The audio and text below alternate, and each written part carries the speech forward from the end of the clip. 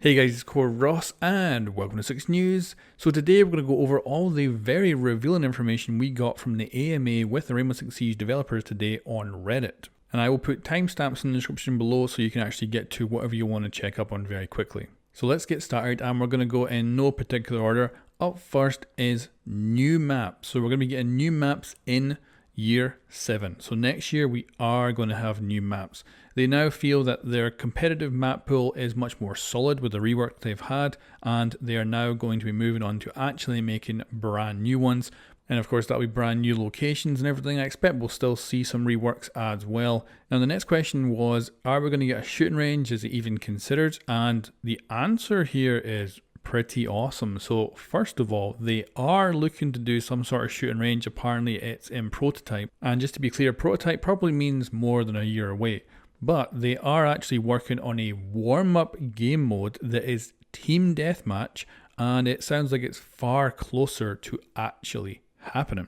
And the information they've revealed here is that the shooting range will not really be for warm-up. It'll be for going in and training, like you're working on your recoil control and stuff like that, or maybe their balance patch came out and recoil changed on a certain gun. You can jump in and just kind of train on that new recoil and get good at it. Whereas the team deathmatch is actually going to be called warm-up, so you jump in there to actually get yourself up to speed. And I imagine respawns would on maybe a little custom map like a kill house or something perhaps. So that is coming. Now, like I say, the shooting range sounds like it's a long time away, but the warm-up actually sounds like it could be, I would still think, multiple seasons away, maybe year 7, but it sounds like it is on its way, which is cool. Team deathmatch will be in Siege at some point in the future. Now the developers were asked, will you remove friendly fire from casual? Thankfully the developers have said no. So of course it is bad that it's used toxicity wise, so you're going around team killing, but I'm glad it's sticking around. Obviously Rainbow Six has gone very, very far away from the counter-terrorism that it was always known for, to now be much more about this, like the lore of the game is much more sports based now. So I'm glad that the friendly fire is remaining, because I definitely get it. It sucks to get team killed, but that is one of those realistic aspects that I'm so happy isn't getting taken out with some of the other stuff that has. But yeah, of course it opens up for toxicity, unfortunately. Now the next question was about the rework to the ranking system. So they say that they're still in very early phases. Again, this probably means a year or 2 away, but they're looking to completely change the MMR. But they are also saying they're going to keep it hidden, which I know a lot of people are going to hate. But what's also very telling is they're actually going to split your MMR up from your rank. So your MMR will probably still be points based and you'll go up or down, but it might not mean your actual rank goes up or down based on your MMR. Of course, you won't see your MMR anymore, but your rank will be going up and down. That is interesting. I kind of like the idea of not really having any points to worry about and you're just going up and down in a rank, but I'm curious if it might be a little bit complicated. I guess as well, there's probably going to be much more factors involved, like kills, assists, points, how you help your team in different ways, how that will potentially affect it all, but still early phases. And like I say, the only confirmation here is that the MMR and the actual rank will be separated, and that is going to be calculated very differently. Now we have competitive playlist. So this is going to be a weekend only playlist. We have heard about this about 2 years ago at the 6 Invitationals back in 2020. Now what this is basically your own little mini 6 Invitationals where you actually queue up with a 5 stack and then you get put into matches with teams and you go through an actual bracket, and eventually of course someone ends up winning and gets some sort of special actual prize at the end, so that you can have a really cool competitive experience, which is, like I say, a mini kind of 6 Invitational. But they say that the back end of this, so they need to basically overhaul all the back end, which they've been doing, but they are not yet there yet. And reading this, it doesn't sound like this is going to show up for, say, the next 6 Invitational. I imagine this might still be quite a while away, but very cool to see that we're going to get something in the future that'll be super, super competitive, and it'll be a weekend playlist, probably over multiple weekends whenever it does show up. So yeah, that's kind of cool. I don't know if it's going to be every season or just every year. We'll have to see as well. And this one's close to my heart, and that is the Battle Pass. There's going to be any changes to it. So they say that there's been a lot of kind of things they want to improve with the Battle Pass. They don't seem to be happy with how it currently is. They want to actually bring in some of the Season Pass benefits, so leveling up faster and stuff like that. Hopefully as well, maybe like store discounts and stuff will come back too. But they're also looking to better the challenges so they're more frequent, and they're looking to just basically overhaul it in a much better way. But they don't have any real specific details, but at least they are looking to overhaul the Battle Pass, and we might see some of this actually next season, or at least a few little tweaks. Now the next question is all about the game engine. Of course, this is a hot topic right now, along with Siege 2 being kind of talked about all the time.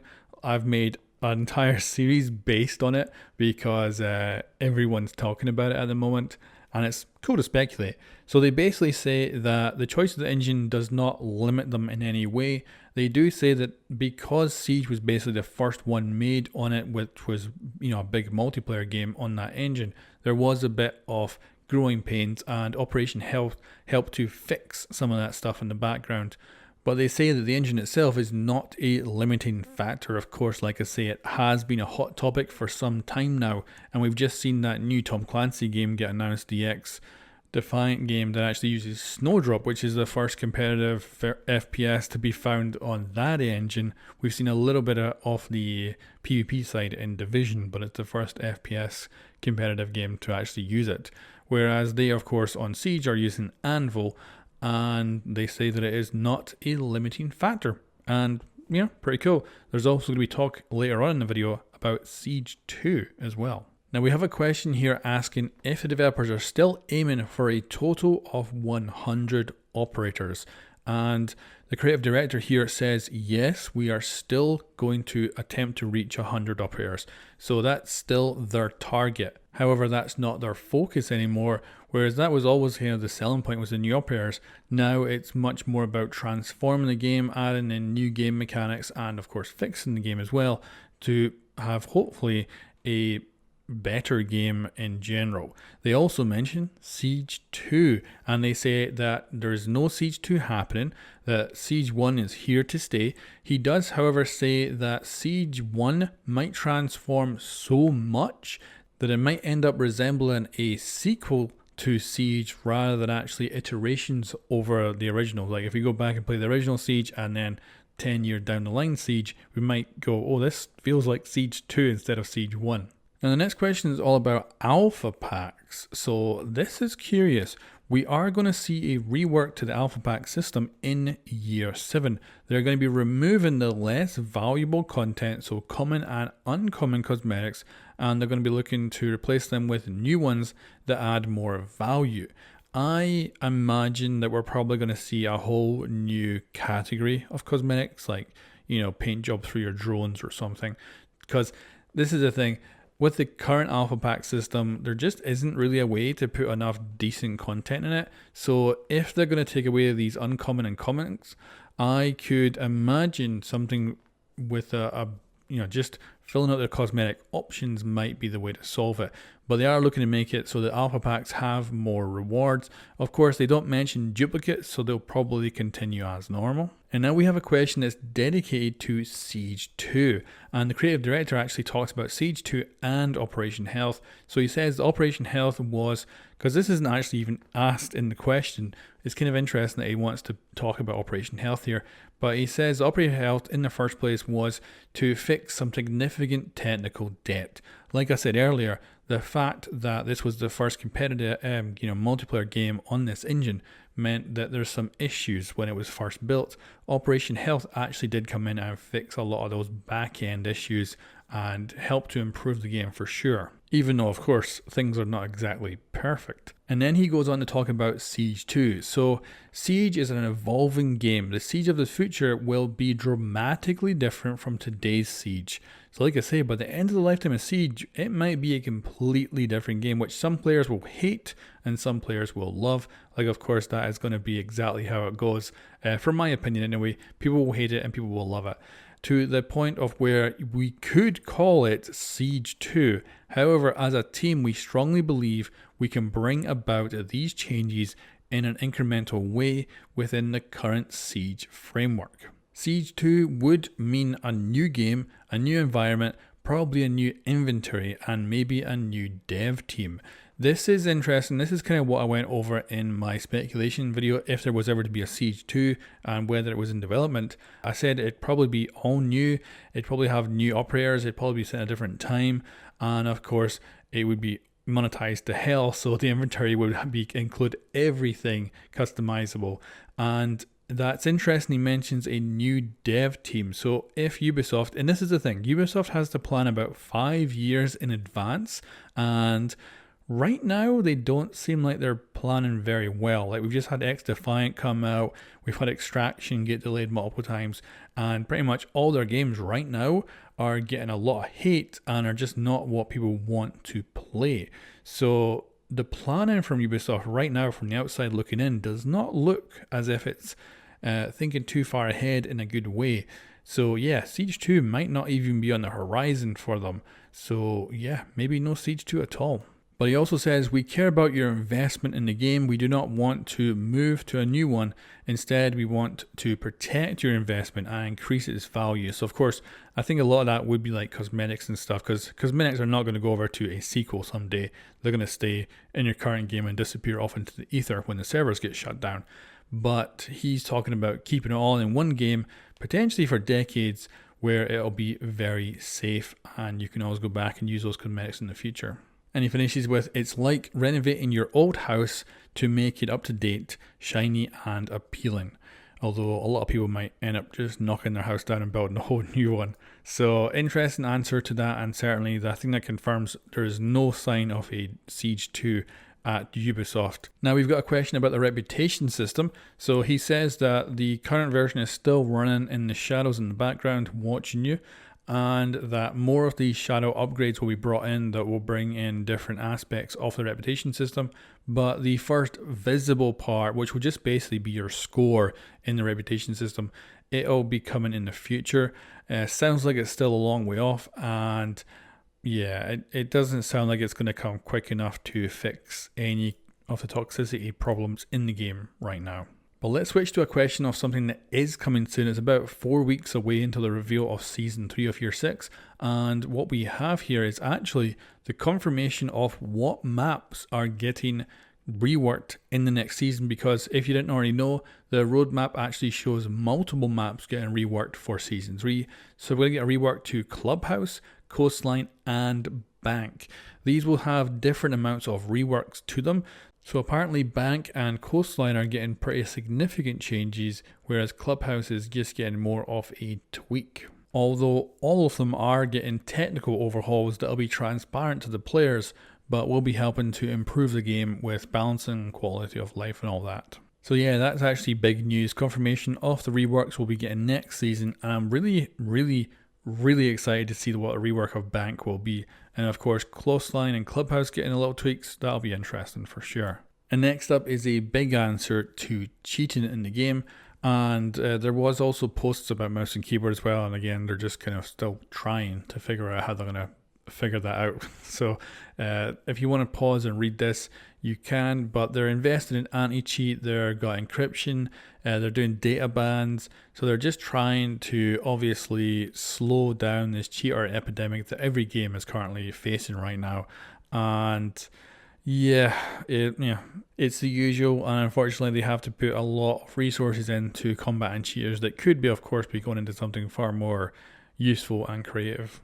Now the next one is super spicy. So here we've got the creative director saying he would like to actually remove Terrorist Hunt from the game entirely. Apparently it's quite resource intensive. It's not exactly a great way to do Warmup, and he doesn't really like it that much. So he is looking to entirely replace it. First part is going to be that Warmup game mode that will be coming into the game, which will be team deathmatch with respawns. But he's also looking to add in a new PvE mode that would allow you to play cooperatively with your friends. And that sounds interesting. I wonder what that would look like. And as soon as both of those things are in, so the Warmup and a new PvE mode, he wants to just ditch Terrorist Hunt entirely. So yeah, that is curious. I wonder what it'll get replaced with. My first kind of thinking is just a simple bot match where you would load in and it basically look like a multiplayer game, but you'd just be up against bots. But I don't know if it's going to be as simple as that, or if they continue to actually bring in the terrorist hunt aspect and still fight terrorists, which would be nice to see. I'd still like them to be counter-terrorism operators, but of course they're very much going away from that, so I highly doubt that. So we might see something completely different there. And then we've got a question about Barlett University. This is the one I always use from Mythbusters. It's a lot of fun to play on it, and the good thing is it never changes, so I can always come back and test stuff and I never have to worry about it. Well, apparently this is not actually happening, and we will see a rework to Barlett University in the future that will see it change. So curious to see, but yeah, he says it will come back in some form. That sounds like a full-on rework someday. I'm sure it'll be, the same location but a totally different map. That's my guess anyway. So yeah, Barlett University will return someday. And then the final question here is, are you guys doing fine? With Eric replying saying, we are doing good, but we must admit it's been a tough year. Of course, they had to switch to a remote workflow, and it happened so quickly that I know that everyone didn't actually get to take their computers home or anything like that. They had to use their personal computers at home. So of course, if they didn't have one that was decent enough, they had to go out and try and get a GPU in this GPU crisis and build a computer. So it has been a pain in the ass, I expect, for these people all switching to working remotely. And I think they're probably still doing that. I don't know if they're actually back in the office as yet. However, he says that they've managed to kind of hit all their deliverables, all their stuff that they were, supposed to do. But just reading it, it sounds like there was stuff they probably wanted to do that wasn't, maybe a set target, but they probably just couldn't do because of the issues of having to now work remotely. And yeah, I'm hoping the next year is going to be a bit more filled with different stuff, because hopefully they can get back up to speed. But hey, next year might not be any better, eh? So we'll see. But yeah, he says they're committed to maintaining the game for many years to come, and that we're in an exciting time for Siege. And of course, from a Siege player point of view, that might not look like it, but of course he knows what's coming. So he says there's a lot coming down the pipe to be excited about, so we're looking forward to it.